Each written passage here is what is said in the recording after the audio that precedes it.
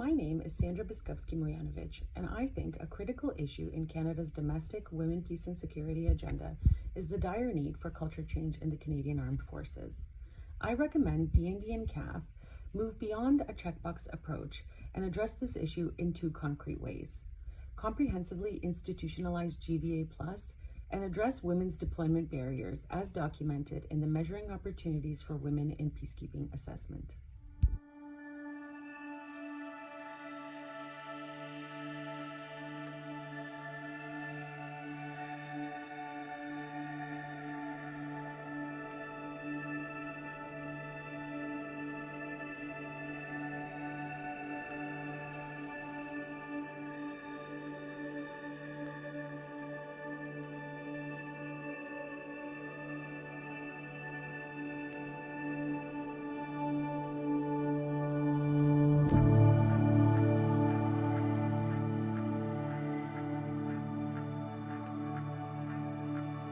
In Canada, women live in constant fear for their lives.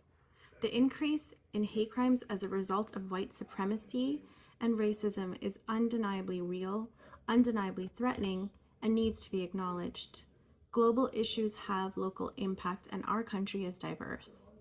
Domesticating the women, peace, and security agenda includes a concerted process to hear these women. Representation in consultations and policymaking. How can we move our country forward in protecting the rights and security of those abroad when we cannot take care of those in our own backyard?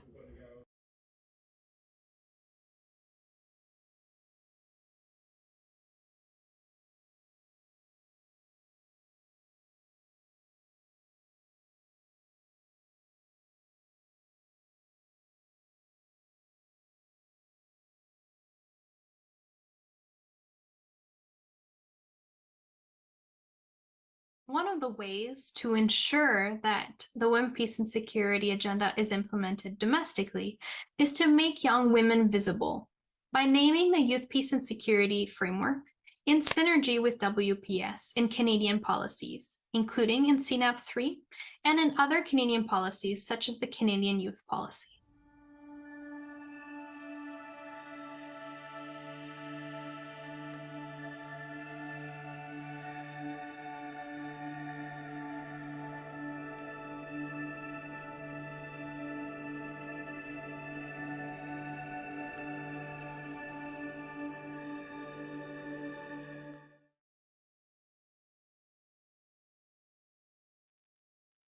And welcome to the launch of the Women, Peace, and Security Network's newest publication entitled Fostering Feminist Peace at Home, Implications for CNAP3. My name is Katrina Leclerc, and I am one of the steering committee members of the Women, Peace, and Security Network Canada. I'm pleased to be one of your moderators today, and I am speaking to you from the land of the Tsawwassen First Nations. I'd like to encourage everyone to introduce yourselves using the chat function and also to share your affiliation and land acknowledgements as well. We at the Women, Peace, and Security Network Canada are a network of over 80 different Canadian non-governmental organizations and individuals committed to promoting and monitoring the efforts of the Government of Canada to implement and support the United Nations Security Council resolutions on women, peace, and security. We also provide a forum for exchange and action by Canadian civil society on issues relating to women, peace, and security. Now, the objective of today's session, and we're very grateful to have you with us, is to launch the newest publication that some of our members have contributed to have a wider discussion on Canada's next National Action Plan on Women, Peace, and Security, which we like to call CNAP, and about the government department's specific action plans to implement the Women, Peace, and Security resolutions here at home. So our publication, Fostering Feminist Peace at Home, Implications for CNAP3, aims to provide analysis, inspiration, and recommendations to support the understanding of domestic issues in the next CNAP.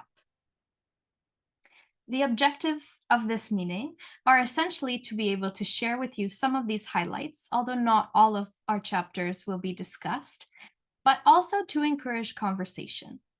We're very sorry to acknowledge that Ambassador O'Neill, Canada's Women, Peace and Security Ambassador, had an unfortunate personal emergency and is unable to join us today, but we wish to recognize her leadership and collaboration of her and her office in making sure that our voices are able to be heard in the CNAP process. And we're very grateful for that receptivity. Now, throughout the agenda today, we will have, of course, the welcome. We will have opening remarks by the chair of our network, and we will have the opportunity to hear from two panels from members of our network who contributed chapters to this wonderful publication. And then we'd like to be able to give an opportunity for some exchanges and answering questions from the audience. And then, of course, we will close up with closing remarks. Throughout the conversation, we are in a public webinar, and so we encourage you to use social media to share your thoughts and perhaps reflections about how the Canadian National Action Plan on Women, Peace and Security can be implemented at home. We encourage you to use the hashtag CNAP3 at home and Women, Peace and Security, of course. Now, I do want to acknowledge that our event is conducted in English today, but if you do wish to contribute in French, en français, in the chat or the Q&A, we are happy to help with interpretation of that, and we will be enabling closed captioning for those who need further assistance. Now I'm going to enable a poll that we'd like you to be able to answer, because we'd like to get to know you a little bit better. So I'm going to pass it over to Monique to open up the poll with hopes that you'll be able to let us know where you are from, whether you are associated with government, civil society, or another entity, if you are inside or outside of Canada, and if you have had the opportunity to participate in what we call the Women, Peace and Security Dialogues Femmes, Paix, Sécurité in 2022. If you're not sure what that means, it's likely that you have not participated in last year's process, but our chair, Beth, will nonetheless explain what happened in 2022. So now, without further ado, I have the pleasure of welcoming Beth Baroniuk, the Vice President Policy at the Equality Fund, who also serves as our chair of the Women, Peace and Security Network Canada. Over to you, Beth. Thank you so much, Katrina, and welcome everyone. Thank you so much for joining us today. I am calling in from the unceded, unsurrendered territory of the Algonquin Anishinaabe people, and it's my pleasure to provide a little bit of context. We know the Women, Peace and Security agenda is quite broad. We could probably talk about it for hours, but I would just like to put today's discussion in a little bit of context. As most of you know, the first Women, Peace and Security agenda was passed by the United Nations Security Council in the year 2000. And since then, there have been 9 additional resolutions. Most of the civil society advocates on women, peace and security only use these resolutions as the base, as the springboard. And we see the Women, Peace and Security agenda as being much broader and raising issues that have not been incorporated into the resolutions. Here in Canada, our first National Action Plan was announced in 2010 and covered the period to 2016.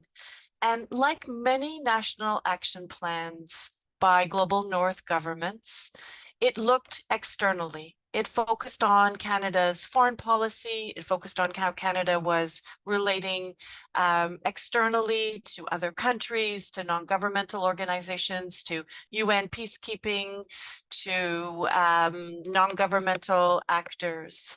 And so that was if we're looking at the topic from today, in the first National Action Plan in CNAP3, there was very little that talked about the implications of a women, peace and security approach for inside Canada. The second National Action Plan, which was adopted in 2017, did have an acknowledgement of Canada's colonial past. And the members of the Women, Peace and Security Network welcomed that. And we also welcomed some of the changes, the broadening of the agenda in CNAP3. There's lots of resources on our website, analysis by members of the strengths and weaknesses of the second National Action Plan and of the progress reports. The current CNAP does have 9 government departments as signatories, but most of their actions that they identify in their plans still do focus externally. So in the lead up to developing the third National Action Plan, there's a lot of discussion of what are the global learnings of national action plans, the importance of budgets, the importance of accountability, the importance of dialogue with civil society.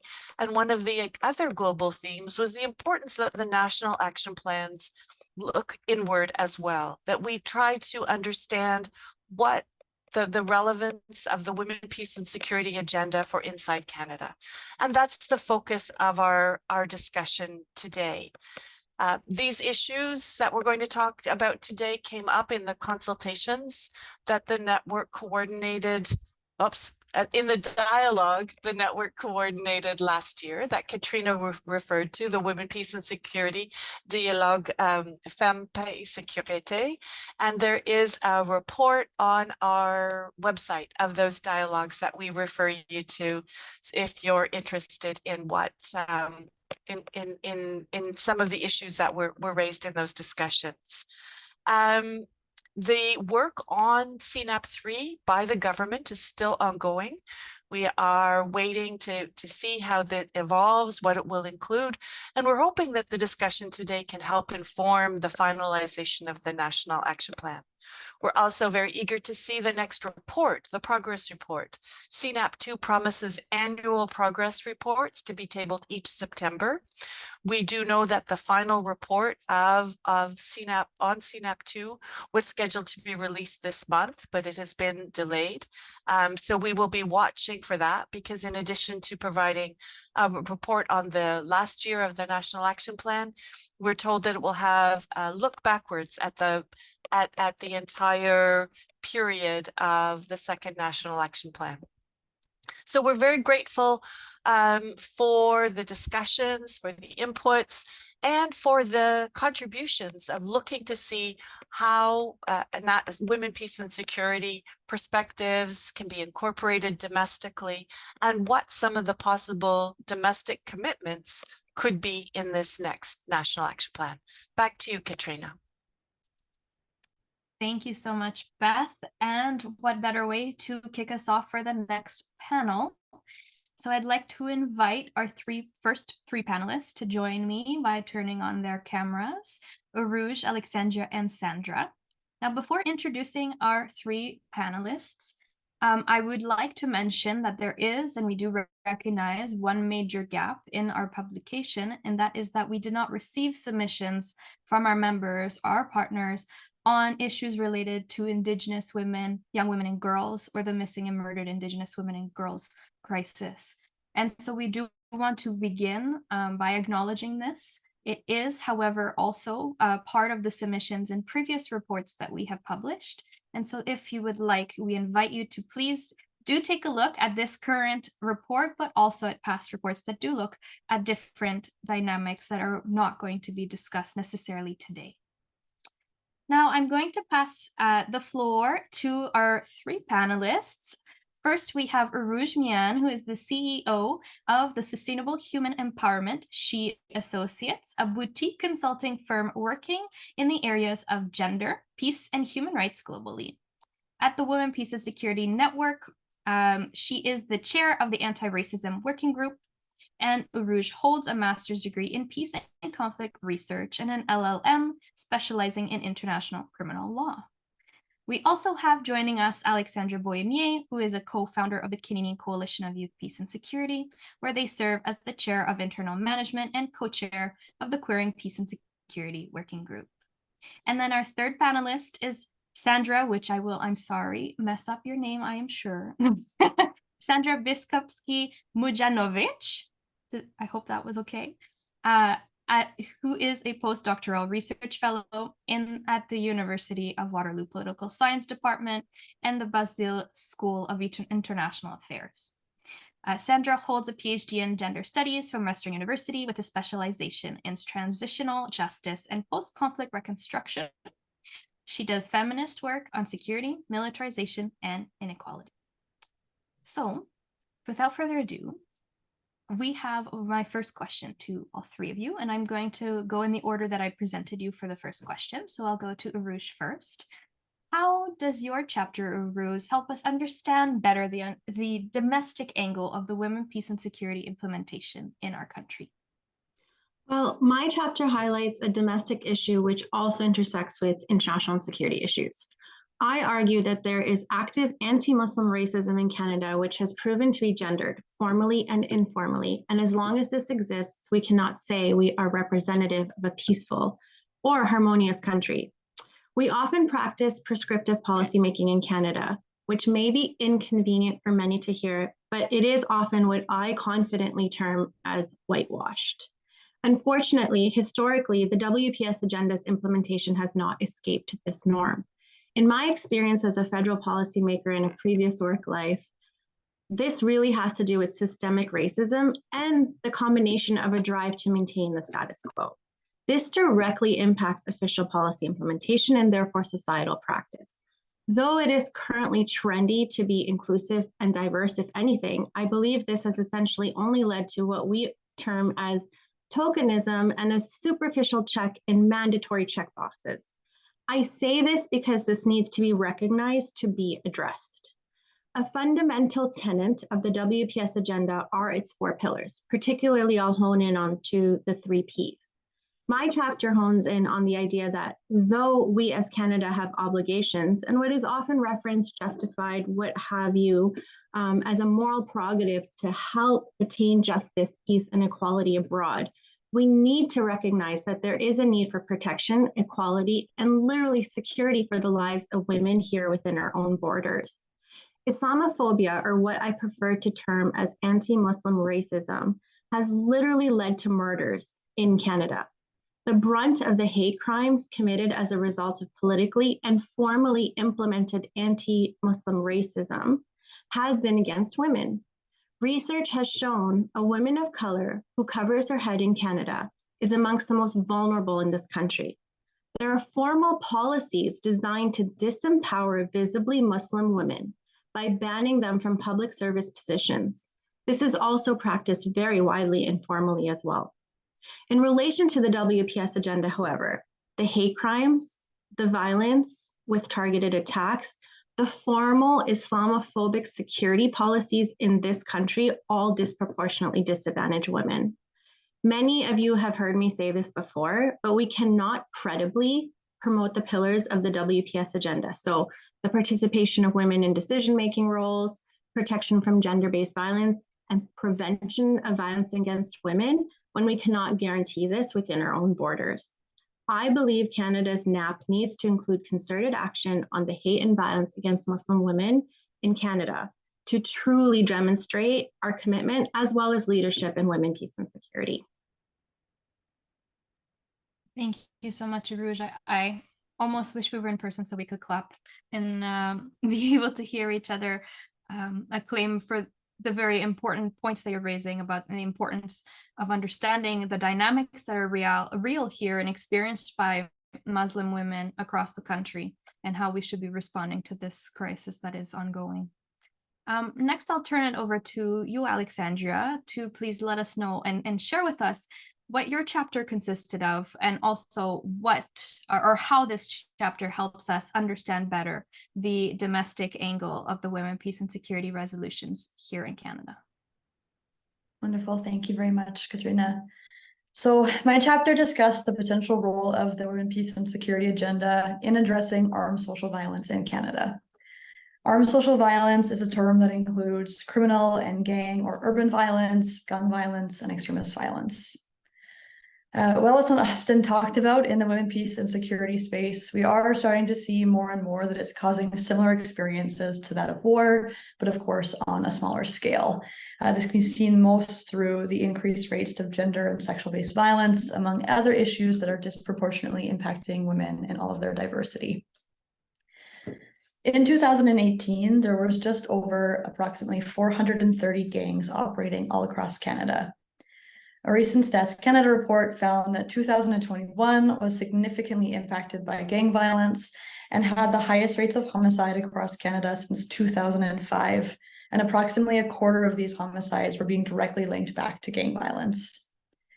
Gang violence in Canada has also been linked to increased rates of gender and sexual-based violence, sex trafficking, and other forms of violence that is significantly impacting women, especially Indigenous women. And it's really important to highlight, of course, that when we're looking at these numbers, there is really a large gap, like in many areas, in terms of data collection and really understanding what this means and what the links can be. And I think that that's one of the recommendations that I'm going to be talking about a little bit later on. But because of these synergies between the different forms of violence that this is causing, domestic implementation of the Women, Peace and Security Agenda can provide Canada with this unique approach to addressing armed social violence within its borders.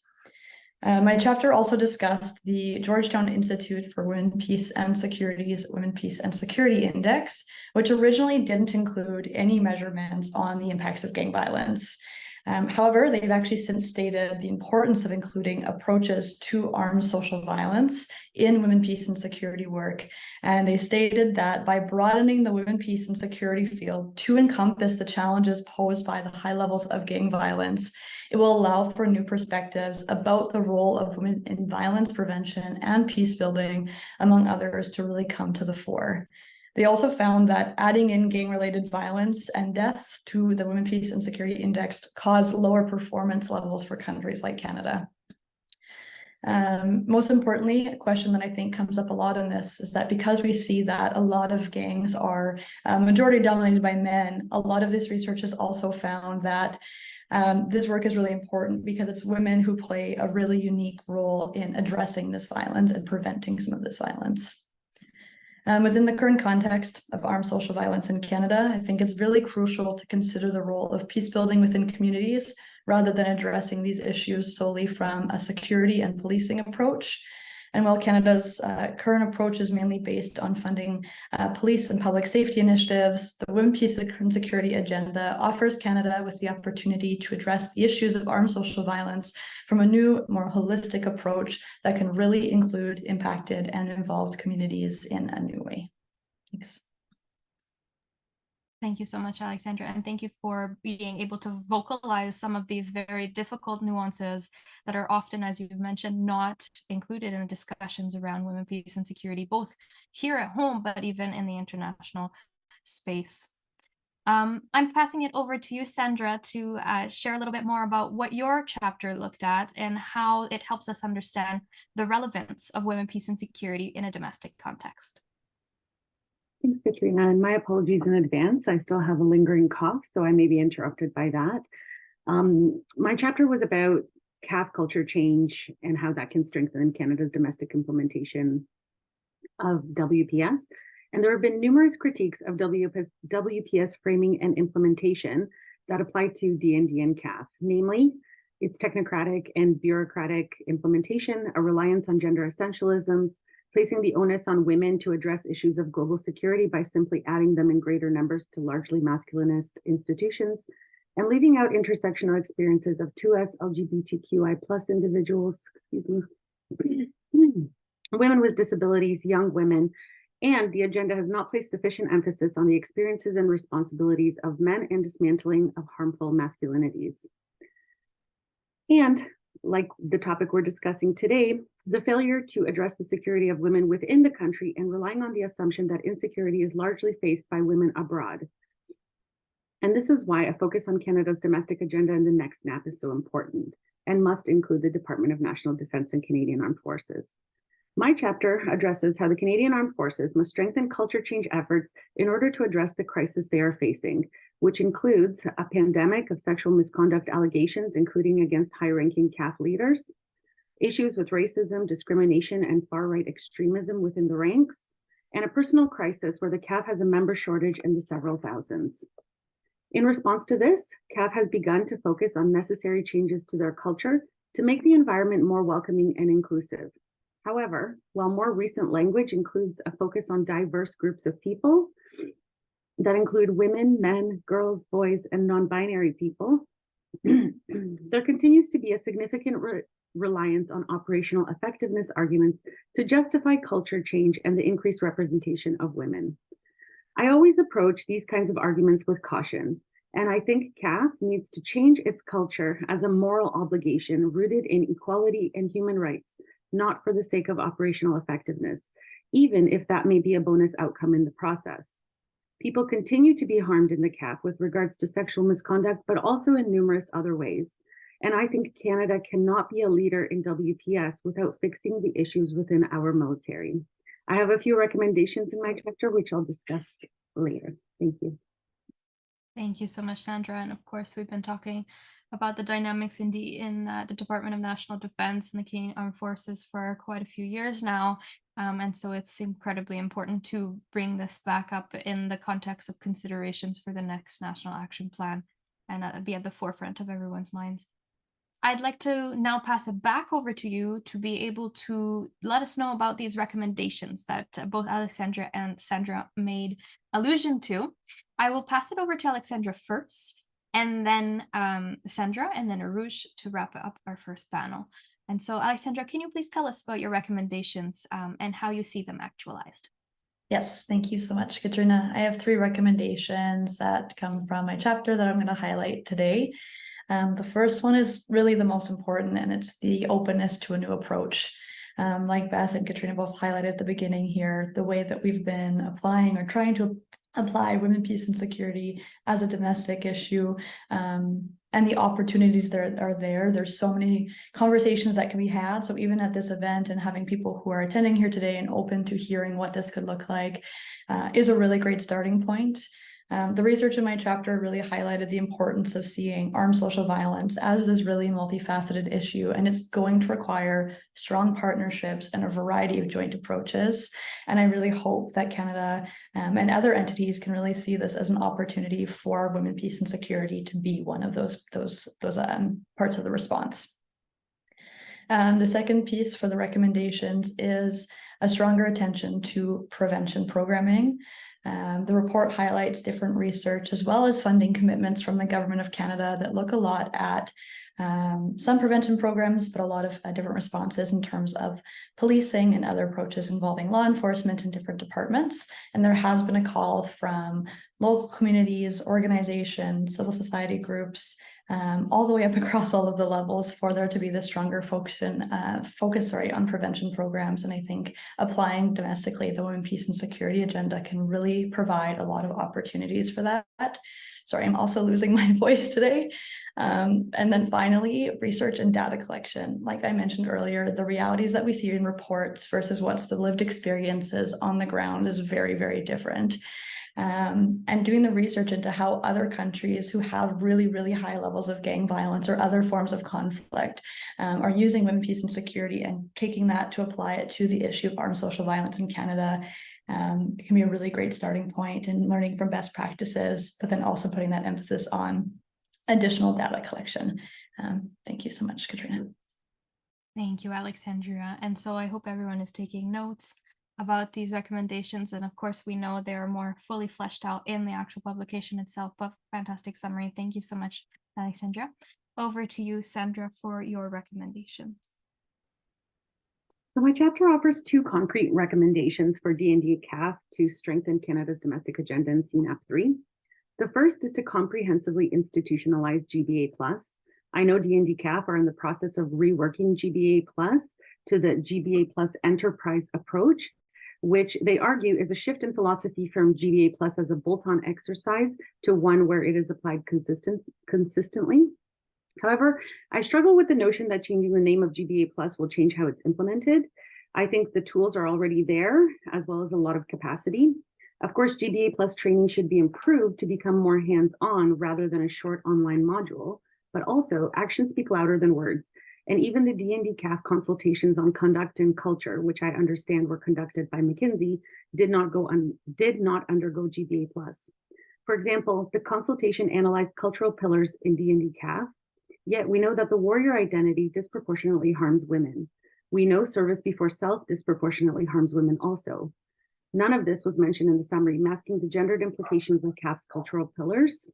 And it's very unfortunate as the full picture is not visible when gender is not consistently, when gender analysis, is not consistently applied. Secondly, the ELSI initiative is a significant component of Canada's National Action Plan, and part of it is the Measuring Opportunities for Women in Peacekeeping Assessment, or MOIP for short, that CAF underwent as well. Yet, beyond there being very little publicity and analysis of the report, I'd like to see more transparency on how the report will be used within D&D and CAF. Was it a box checking exercise to say they did it, then it's done?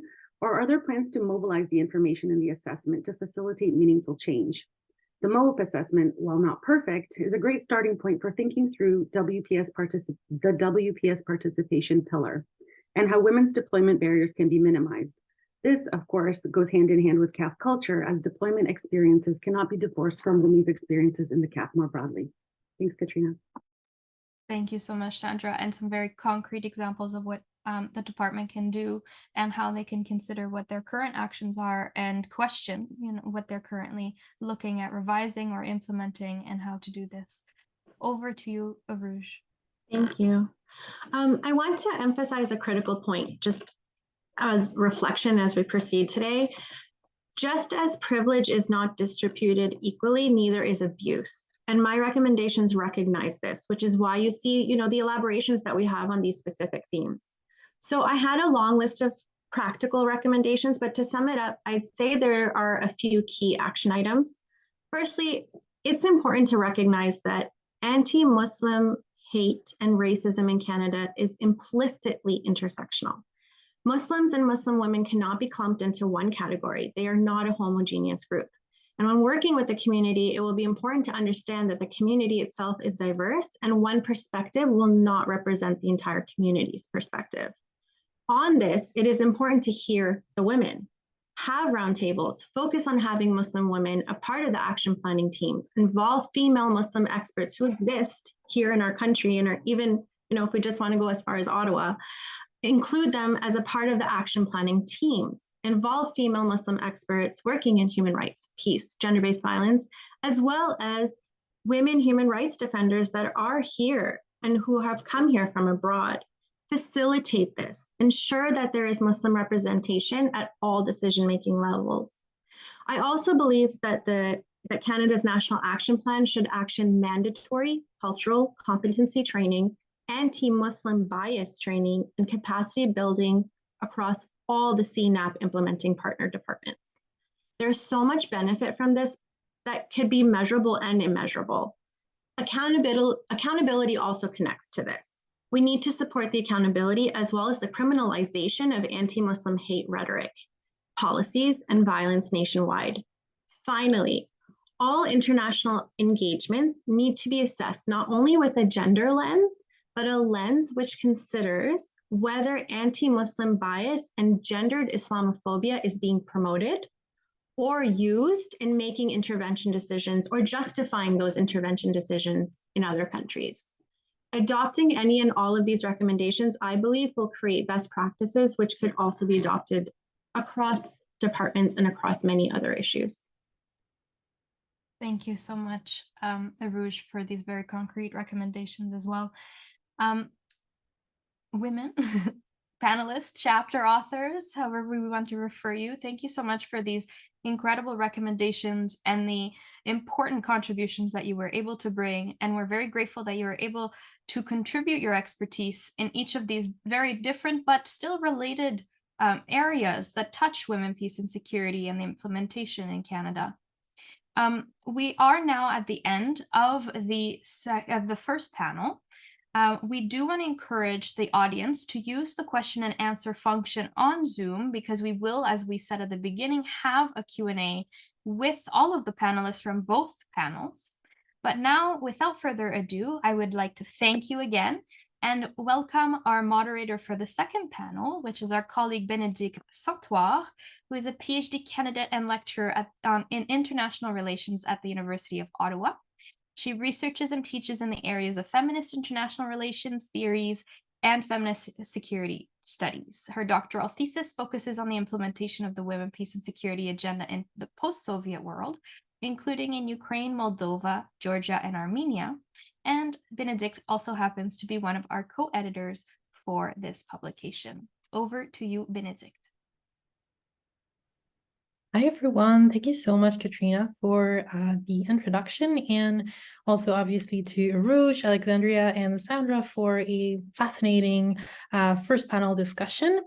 So more or less following the same format, I would like to invite you all to our second panel, which I have the pleasure to moderate, this time with other authors in our publication, Michaela Crichton, Katrina Leclerc, and Beth Voroniuk. Katrina and Beth, you have already been introduced. We know you, but you're not only the co-editor of this publication, you also wrote chapters in it. Katrina will be speaking in her capacity as Government Advocacy Chair at the Canadian Coalition for Youth, Peace and Security. And Beth will be speaking in her capacity as Vice President Policy at the Equality Fund. Michaela Crichton is co-lead of the Queering Youth, Peace and Security Working Group for the Canadian Coalition for Youth, Peace and Security, which they co-founded. She is a master's student at York University studying leadership and community engagement, and is also a co-chair of the Institute for International Women's Rights, Manitoba. They live and they work in Treaty 1 territory. So first of all, I really enjoyed reading your chapters. Obviously, I'm the co-editor, so I had a lot of interesting reflections while reading your chapters on different aspects of women, peace, and security at home in Canada. So Beth, you wrote about the importance of resourcing feminist/women, peace, and security work here in Canada. Katrina, your chapter, which is co-authored with Shane Wong, is about the nexus between women, peace and security and youth, peace and security. And finally, Michaela, you gave us the importance of queering women, peace and security, and what does it mean to queer the agenda in Canada. So without further ado, just to kick off the second panel, I would first ask you all, like the first panel, to tell us a little bit about your chapter. So how does your chapter help us understand the domestic angle? What is the domestic angle, and why is it important here in Canada? So if that's okay with you, I would let you speak first, Katrina. Sure, lucky me. Thank you so much, Bénédicte. My chapter, as you mentioned, talks about the links between the Women, Peace and Security and Youth, Peace and Security resolutions. And it makes the argument that intrinsically these links are non-debatable. And it does so when we talk about policy, because we need to recognize that I, for example, who identify as a woman and who is also young, as I like to remind folks, am living in an environment in Canada where I experience the world through the lens of being of the gender women and of the age group of younger women. And so I experience different dynamics than someone who may not be young or who may not be a woman, and even more so if young women are in different intersectional groups in addition to this identity. And so when we talk about policy, and what is outlined in our chapter that Shane and I co-authored, is that several Canadian departments have made an effort, we have to recognize, to include young people as an independent group from children and adults. And so we're finally at a place in Canada that we're recognizing that this demographic, and in our case with Youth, Peace and Security, we argue that it is 18 to 30, but of course the age ranges is not universal. And even in Canada, our policy applications don't define youth in the same way.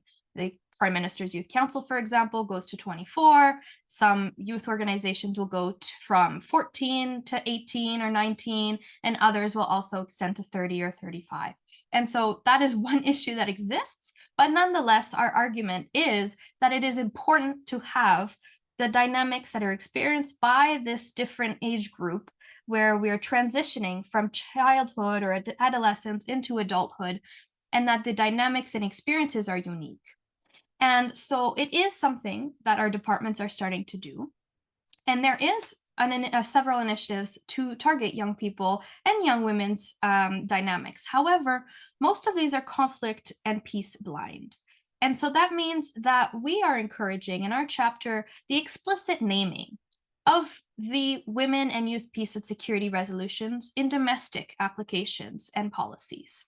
For example, Canada's youth policy that was adopted in 2018 is rather robust. It's quite a long policy, of course, and it has different components that touch the women and youth peace and security resolutions, such as meaningful participation and recognition and enabling the leadership of young people.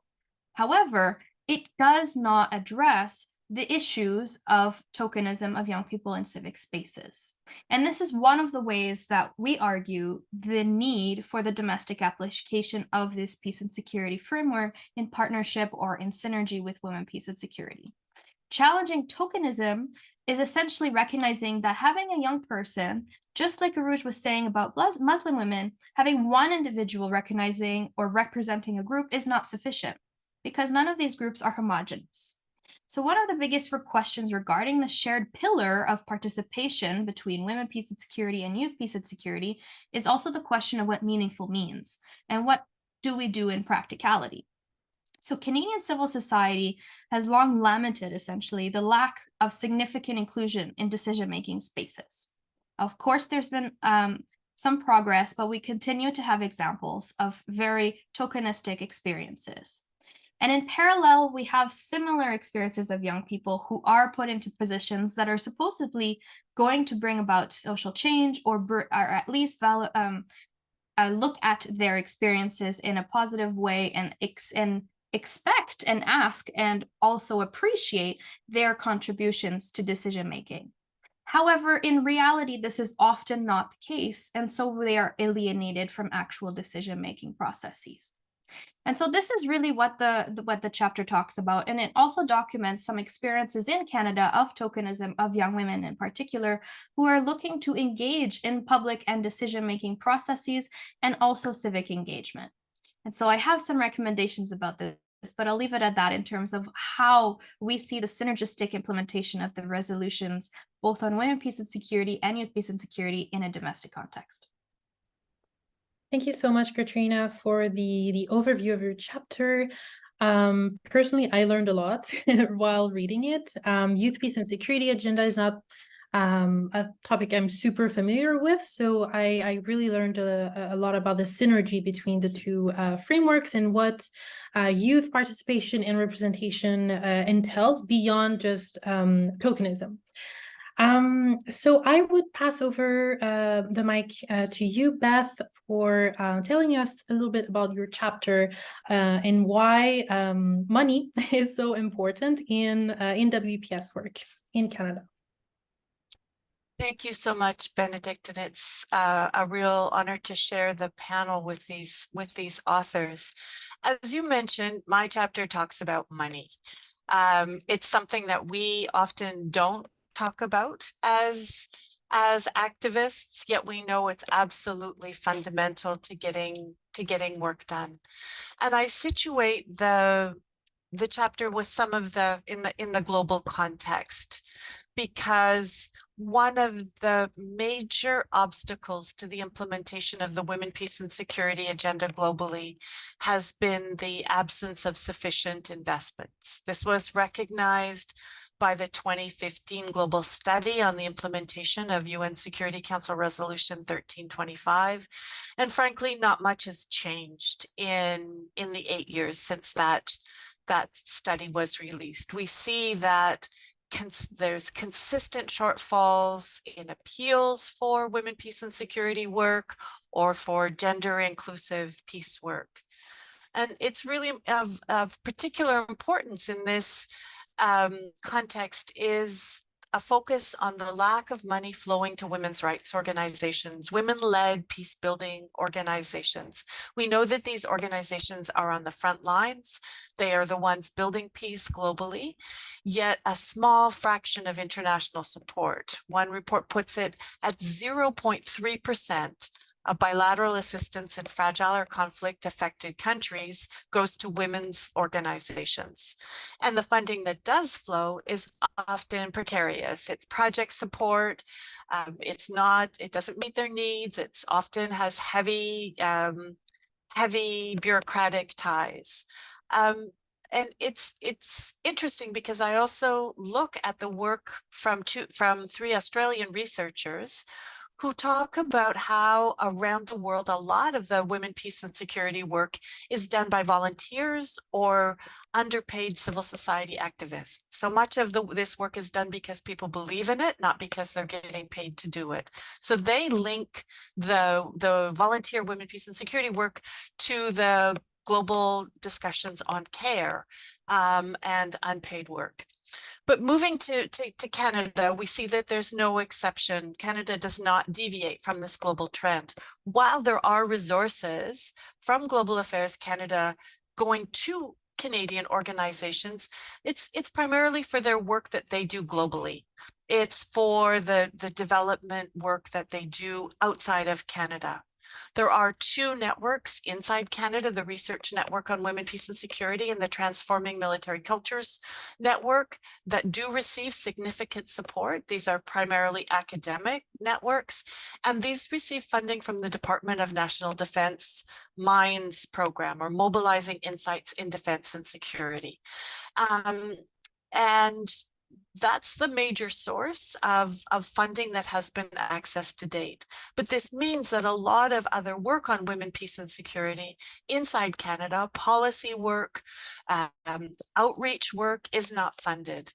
There's one organization who's actually a member of the Women, Peace and Security Network, Sisters Trust, who has tried valiantly for years to obtain funding to support women human rights defenders once they're in Canada, and they have been very frustrated by the lack of funding for their work. And one of the challenges I identify is that often women, peace and security work in Canada falls between the cracks, I say. It's that from international funders, we hear, well, your beneficiaries are in Canada, therefore we won't fund you. And from Canadian funders saying, well, you're working on an international issue, so we won't fund you. So this is one of the challenges that we've faced in trying to secure funding for women, peace and security work. Thank you so much, Beth, for telling us about your chapter on like how precarious and underfunded WPS is, not only as a global framework, but also WPS crucial work done by women-led CSOs and NGOs, which is literally, in my opinion, the backbone of women, peace and security, right? We see also how this persistent idea of WPS being relevant for outside our own borders has consequences on funding as well. So thanks a lot for your insights. Michaela, over to you to tell us about queering women, peace and security. Thank you so much.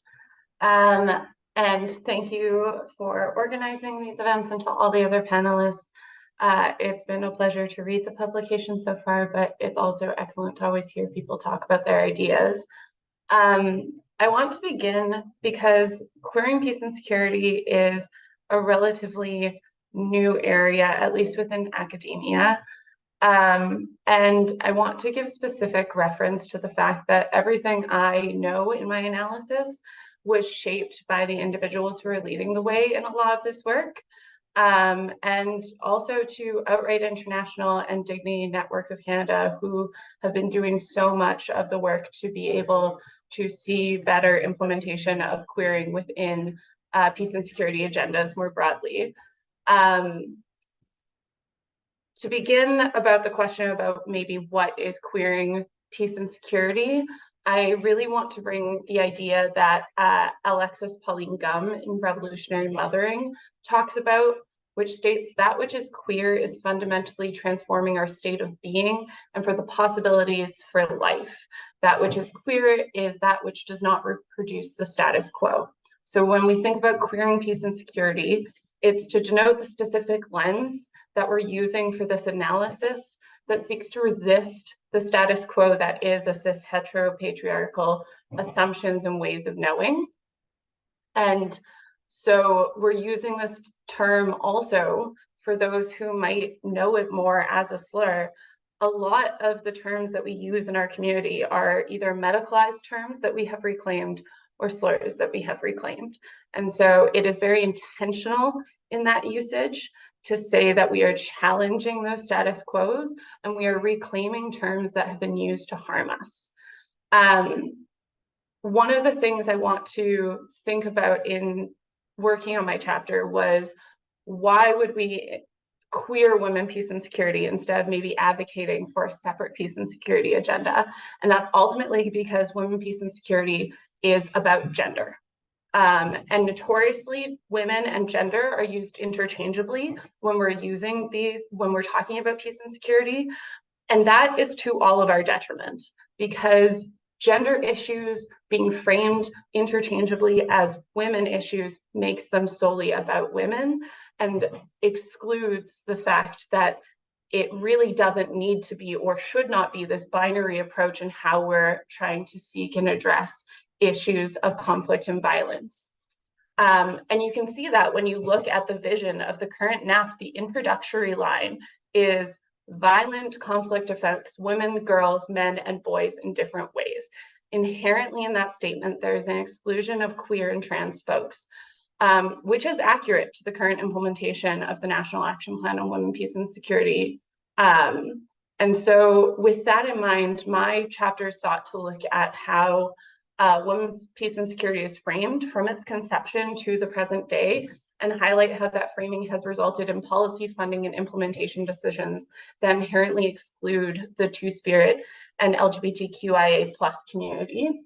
Despite the framing to date, I also want to bring forward the possibility and the possibilities that exist within a queering framework that there is a chance to rectify some of this exclusion by shifting towards more of that gender, peace, and security language, and also by looking at the 2S LGBTQI+ National Action Plan that came into effect just over a year ago.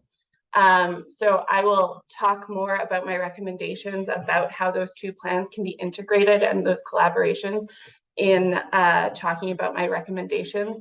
But I finally just want to take a moment to acknowledge that Canada is not a peaceful state for queer and trans individuals to exist. And we have specifically seen that in the last 2 weeks. There are laws and movements to strip trans individuals of their humanity and in turn stripping the rights and protections of the community overall. And so it is inherent and necessary that not only 2S LGBTQIA+ organizations in the sector work towards a more gendered peace and security lens in our domestic implementation, but is also inherent on women's organizations to be working alongside and including that lens in their work inherently, and to be challenging the ways that they are also enabling cis heteropatriarchy in their work. Thank you. Thanks to you, Michaela. I was also thinking about how your chapter is so important now more than ever, especially considering those recent marches, national-wide marches, and structural violence against queer communities in Canada, in how women, peace, and security has a role in countering that. So thanks a lot for your really important chapter. Because time is running, we will go straight into those policy discussion, policy insights. I want to hear from you. What are the main recommendations based on your chapters? So Katrina, if you're ready, let us know what are your recommendations. Sure. Thank you so much, Benedict. One of the things that I want to say before I dive into the 3 main recommendations I want to highlight is that something that we hear often in both the women, peace and security and the youth peace and security space is that we should not be looking at the synergy because there's a scarcity of resources and attention or political attention to both agendas. And one of the big arguments that we, Shane and I, are trying to bring to this conversation is that we should not be pitting both agendas against one another. We're actually setting ourselves to fail if we're doing this. And then instead that they should be seen as mutually reinforcing rather than separating or diluting the space. And so with that in mind, my 3 recommendations focus on really making visible young women in peace and security conversations. That is by very explicitly naming the synergy between WPS and youth peace and security in our policies and the way that we are applying our policies. For example, in the next National Action Plan, but also in the feminist foreign policy that we still look forward to seeing in actuality, and in Canada's youth policy, for example. It is yet to be named that the youth peace and security agenda is in synergy with WPS. Likewise, with what Michaela was citing of the 2S LGBTQI+ action plan that came out last year. My second recommendation is focusing on the relationships and trust building. The reality of the situation is that women, and especially young women and youth who are operating in these spaces, are very skeptical of the actual promises that they are receiving from government officials and by policymakers. And so by focusing on developing trust and actually promising things that can be kept and being honest about situations that we don't know as civil society, it can ensure a stronger implementation of this synergistic WPS and YPS application. And my third and last recommendation I want to highlight is in terms of reducing barriers. So actively thinking about why certain people are not able to access certain spaces. For example, here today, we were unable to secure French interpretation. But French and English are not the only spoken languages in our country. And young people who are, for example, newcomers have cited and let us know at the Canadian Coalition that they cannot experience the same level of inclusion in certain spaces because of the mere fact that they don't follow or they cannot contribute to because of the linguistic barrier. This is just an example, but there are many. And so one of the ways to reduce tokenism not only is looking at spaces of power, but it's also about how to even obtain a seat in those spaces in the first place. And those are the 3 highlighted recommendations I'd like to share today. Thank you, Katrina, for your insights. Beth, if you're ready. Thanks so much, Benedict. And I think, not surprisingly, my recommendations focus on dedicate the resources that would enable both some of the work that Michaela is talking about, that Katrina is talking about, that the other speakers also spoke about. I think it's really important that we look at allocating budgets. One of the highlights of a effective national action plan, a good global practice, is that the national action plan is costed, that it includes specific resources. That's in general. How can you do this work if you don't have the money to do it? But in this case, we're looking at including budgets for the kind of work that people are talking about throughout the document, that we need resources to power inclusion, that if we're going to do outreach and engage diverse communities, commitments to intersectional approaches require resources to take them forward. We've had discussions in our network about how volunteer engagement is a privilege, and it's not one that's open to everyone. Not everyone has the spare, quote unquote, spare time, but the ability to participate and engage because they're holding down 2 jobs or because they have other kinds of family responsibilities. So in many cases, we need the resources if we're going to have participation, if we're going to have engagement. We also know that in many cases, we don't have the research or the knowledge building inside Canada to work on these issues. There are examples of the government funding American-based and UK-based think tanks to work on women, peace, and security issues, but very little of that kind of money that, from what we could find, are flowing to Canadian researchers and thinkers. And so I think that even though we are living in a very difficult fiscal situation, we know there are many pressures on government resources. One of the things that members of our network have consistently said for over 7-8 years now is that commitments without resources are not really commitments, and that we need that you show up something is a priority, not by saying that it's a priority, but by actually investing in it. That shows where your actual priorities are. And so it's very, very important that looking ahead to the next national action plan, that there be resources generally, but also resources specifically for this kind of work in Canada. Thanks a lot, Beth. Michaela, would you like to share with us some of your policy recommendations coming out of your chapter?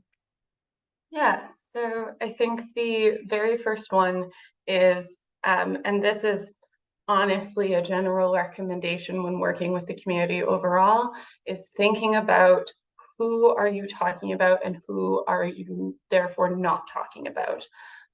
So often folks are inclined to use 2S LGBTQIA+, and not necessarily actually think about if the policy that they're working on includes ace and aro, aromantic and asexual individuals.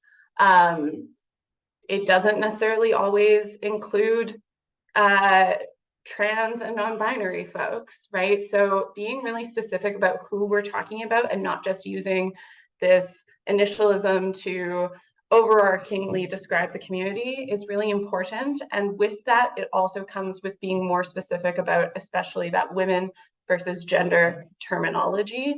And when we're using women, questioning if we are doing that in a way that is actually just substituting and instead meaning gender. As ways of trying to break down those binaries. And part of that, I think, also comes back to the idea of that gender-based analysis plus. If we are starting from that place, we should be seeing some of these gaps. But because the agenda itself is inherently filled with these gaps, then our analysis still can be flawed from that. So it's important that we are mindful of where those biases might be coming from and how our policies are being framed from that space of what terminology we're starting with.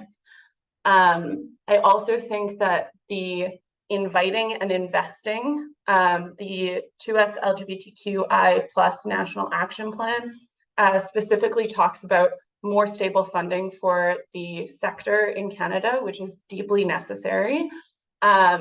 And inviting and investing in that sector to specifically look at peace and security agendas and work within that peace and security work will be really important to enabling the successful shift within how we talk about and implement these choices to a more gender, peace, and security framework. And again, it also comes back to that same shift happening almost in reverse with women's organizations, looking at how do we invest more accurately and effectively with the queer community. Too often we silo out in civil society between if you are a 2S LGBTQI+ organization or if you are a women's organization, and there's great opportunity for intersections there. And I think part of that intersection in how we're ensuring that investment comes from the fact that when we are hiring individuals, and this was not in my piece, but I'm going to put it out there, when we're hiring individuals into these roles, it cannot just be, and I say this with a lot of love to those in my community and recognizing I fall into this myself, but it cannot just be digestible queers. And what I mean by that is folks who queerness is the only intersection of where they have experienced marginalization. because too often we are seeing specifically cis gay men, white men, being hired into roles and representing the entire community. And there are so many additional letters in there that deserve and are required to be represented.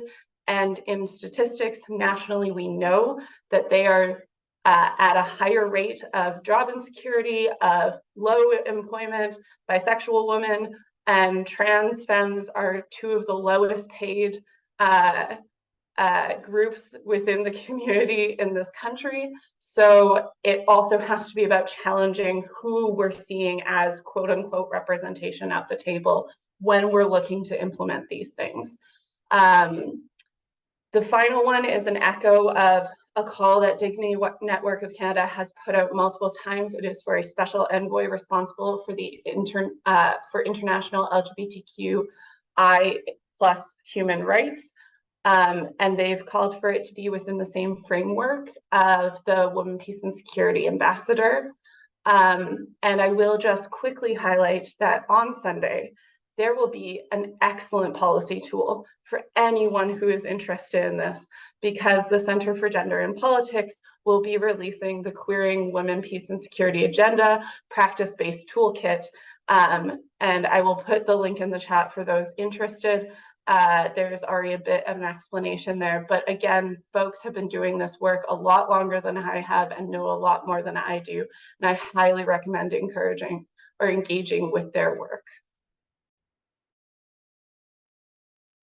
Thank you so much, Michaela. So I didn't know about this toolkit. Will be super useful. Thanks a lot. We are on time, so we are ending the second panel. It has been a pleasure to hear your insights. I would like, obviously, to thank all of you and suggest that we go straight into Q&A from the wide audience. So the questions can be addressed to specific individuals or to all panelists. So we have a few questions already from Karen, who has questions for all panelists, but also specific individuals. I also have questions. So I suggest to ask the general questions to everyone, to all panelists, and then we will go straight into specific questions for each and every one of you, if that is okay. So let's start by asking Karen's question, who wants to ask all panelists for what, if any, what are your recommendations that you would make specific to the newest department joining the CNAP, Veterans Affairs Canada? My general question also to all panelists, which is kind of overarching, but I see it intrinsically connected to all the themes we discussed today, is what do you think will be or are currently the consequences of the global anti-gender, anti-feminist backlash on women, peace and security implementation at home here in Canada? I see so many connections with what we discussed so far. So obviously violence against queer communities, anti-Muslim hate, feminist resourcing as well. So if you are comfortable with that, I would definitely like to hear you on that. This is also a theme that Beth, Katrina, and I highlighted in the introduction of our publication. So not to put you on the spot, but if you would like to share your insights on that and on Karen's question about Veterans Affairs Canada. So what I suggest is each of you could just briefly respond, and then we will go, I will take more questions from the general audience. Okay, so I will go first with Rouge. If you would like to start, you're the first on my screen. Always. In regards to veteran affairs, I think in line with what I talk about is just stepping back and just looking at how different situations really affect different circumstances. Having that intersectional sort of lens on things, and encouraging, again, the department to recognize that there is a diversity beyond just being female in regards to addressing gendered issues within their action plan for veterans. I think that would be a very big point. Arush, would you like to answer right away about my question as well, or just so we are maybe a bit more efficient? Yeah, it's so loaded in terms of, how the world, and like I mentioned this in my piece as well, so for example, when I was talking about the formal policies against women who wear hijab, the European Court of Human Rights has allowed employers in Europe to justify not hiring someone for covering their head. And so the opportunity that I think exists, and that leads to hate, which, my background is in international criminal law. And there is a saying, from our current prosecutor at the ICC that says hate speech leads to genocide. And we have seen it here in Canada. Hate speech leads to violence. And when you have leaders not speaking up against really obvious violations, or supporting it through formal policy. And I didn't say this today, but it's in my piece. The perfect example for me is the Quebec legislation, which is purposefully disallowing access to public spaces of certain types of people. That results in a lot of problems. And for us, again, we have an opportunity here to demonstrate what leadership on these issues looks like, above and beyond the superficial pieces. Like, for example, we have the Women, Peace and Security Ambassador now. Before that, we had, less people in that office. We have opportunities to set best practices, I guess, is what my point is, and pursue and demonstrate what leadership could really look like in those areas. Thank you so much, Aruj. So whoever next would like to jump in, go ahead, Sandra. Thank you, Karen, for your question. So first of all, I'm so excited that VAC is part of CNAP3. I think there hasn't been sufficient emphasis on veterans until now, and we desperately need to include veterans and their experiences to achieve domestic women, peace, and security implementation. One recommendation I would make for VAC is how can women who have been peacekeepers be highlighted, their experiences, including what barriers they experienced. So with the ELSI initiative as one of the, I think, significant programs in our National Action Plan on Women, Peace and Security, I think there's room to explore more here, especially how DND CAF's framing of sexual misconduct has largely ignored sexual misconduct that occurs on deployment, specifically blue-on-blue violence and other harm while women are or have been deployed on peace support operations. And that intersectional piece that Aruj mentioned is super important because we have a lot of young veterans. There's a lot of racialized and Indigenous veterans, and I'm not sure that they're being given enough space to specifically discuss their experiences as it relates to the multiple intersections of oppression or marginalization that they face. Thank you, Sandra. Go ahead, Beth. I want to jump in on the anti-gender or the anti-rights question, because I think this is really, really important. And I think it's an issue that really highlights the global, local, domestic ties of the women, peace and security agenda and of what's going on around the world. And I think people who have been working on the women, peace and security agenda globally know this agenda very, very well. And it's only more recently that we're starting to see the implications here in Canada. But I think it's so important that we understand that this is a global, coordinated plan of organizations. They are very well funded. Very, very well funded. When you compare the resources moving to the anti-rights, anti-gender groups, it totally dwarfs the resources that are flowing to gender justice groups. So feminist groups, LGBTQ plus groups. We're just starting to get a sense of some of the figures that's being done. There's research being done by the Global Philanthropy Project that's talking about, $6.2 billion from the United States alone in a five-year period. So it's well funded. It's well coordinated. We're hearing the same words in Ukraine before the invasion that we heard in Colombia around the election. And now we're hearing in Canada by people running for local school boards on anti-trans, anti-trans platforms. So it's coordinated, it's well-funded, and it's linked. We're hearing all it's linked to anti-democratic authoritarian movements as well. I heard a couple of weeks ago a trans activist in the United States talking about the work that they were doing in Texas, and they said trans people in Texas are the canaries in the coal mines. That what's happening to us is an indication of what's coming and what's going to come later, and it's linked. It's anti-trans, it's anti-choice, it's authoritarian, and in many cases it's racist. To bring, and it ties together a lot of the themes that we've been talking about here today, and it can be anti-democratic. So I think it's a really important issue that the next CNAP is going to have to grapple with, both as a whole, but also in terms of how we approach these issues here in Canada. Sorry for the soapbox, but it's something that I'm really, really concerned about. And I think it's something that we're going to have to really come to grips with in the next few years.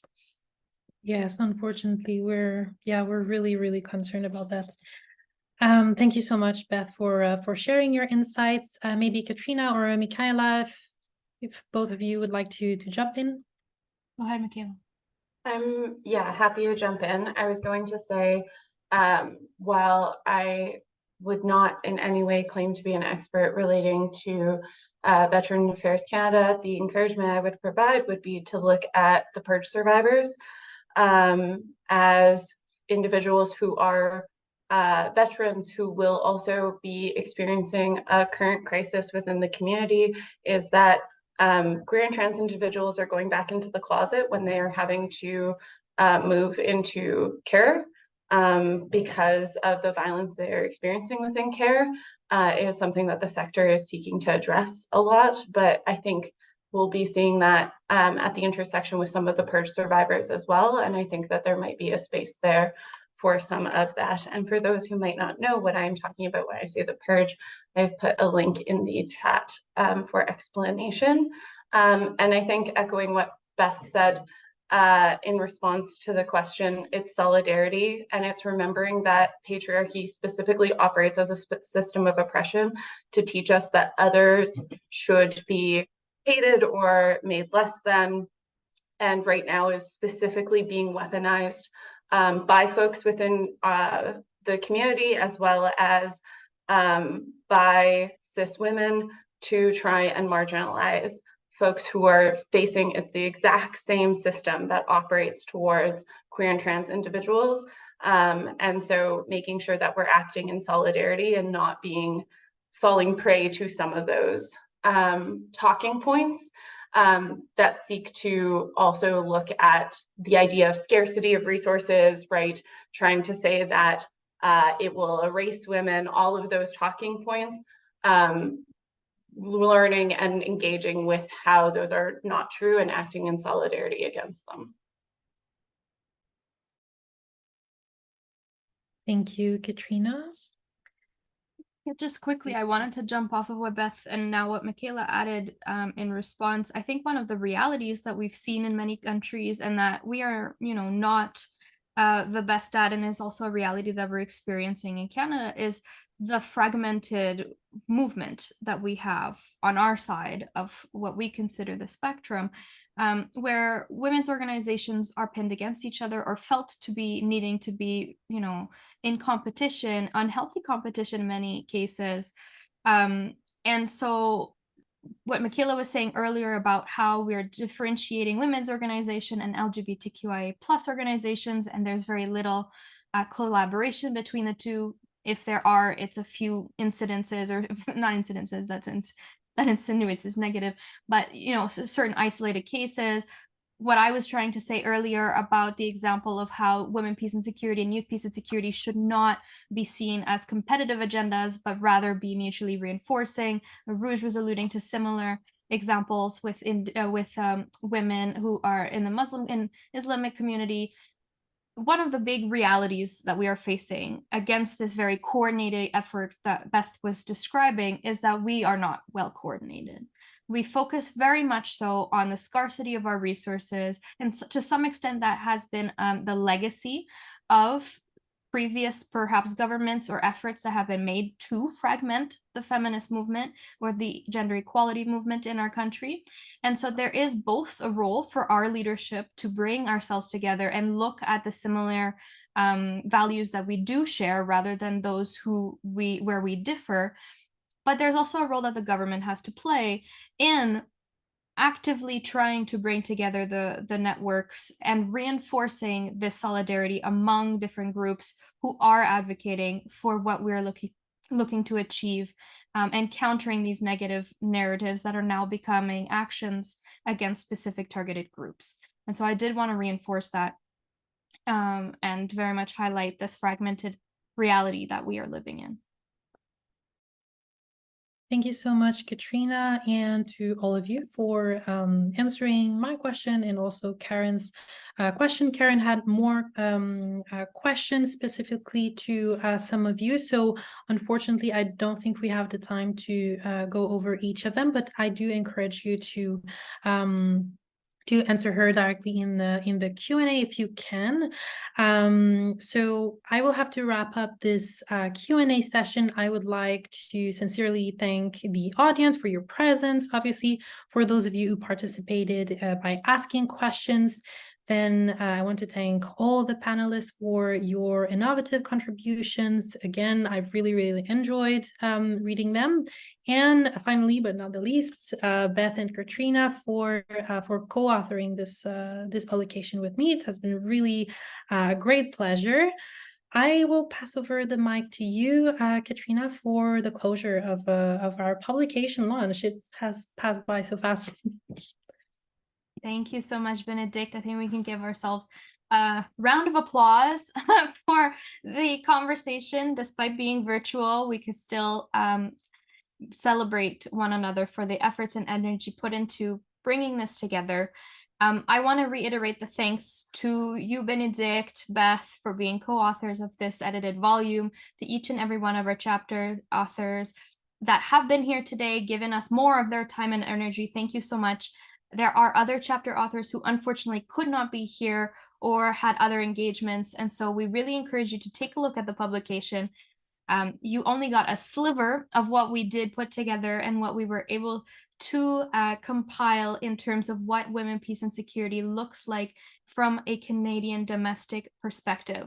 And so we encourage you, please do read or at least skim through the publication. There are other publications, as we mentioned, that touch on different dynamics that we have published in the past, both as responses to the progress reports that have been put out on the current Canadian National Action Plan and other aspirations that civil society would like to see for the CNAP moving forward. I'd like to also give a big shout out to our wonderful coordinator at the network, Monique, who is our tech whiz behind all of this today. And so thank you so much, Monique, for all the work you've put into it, for making this seamless, and for making sure that we are always organized. I want to encourage you again, folks, to engage online, use the hashtag CNAP3 at home or hashtag Women, Peace, and Security to engage, tag the network, WPSN Canada, on your publications. We want to see the conversation continuing. For us, it's definitely not the end of the conversation. We have also been in discussion with different government departments, signatory departments, about their individual their individual department plans, and our recommendations into those. And so we are excited to continue those conversations. We will be doing so with Women and Gender Equality Canada next week, for example. This is a closed door conversation. Our network is full of experts and very passionate individuals who have access to many resources in terms of knowledge creation and dissemination. Please take advantage of this. We are here because we believe in this cause, as Beth has mentioned several times.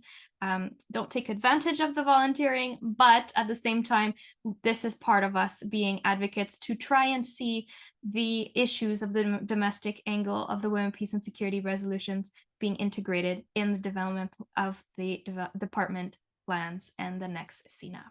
So again, on behalf of everyone, thank you so much. Merci beaucoup.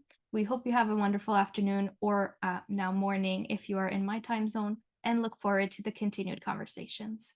Thank you. Thank you so much, everyone.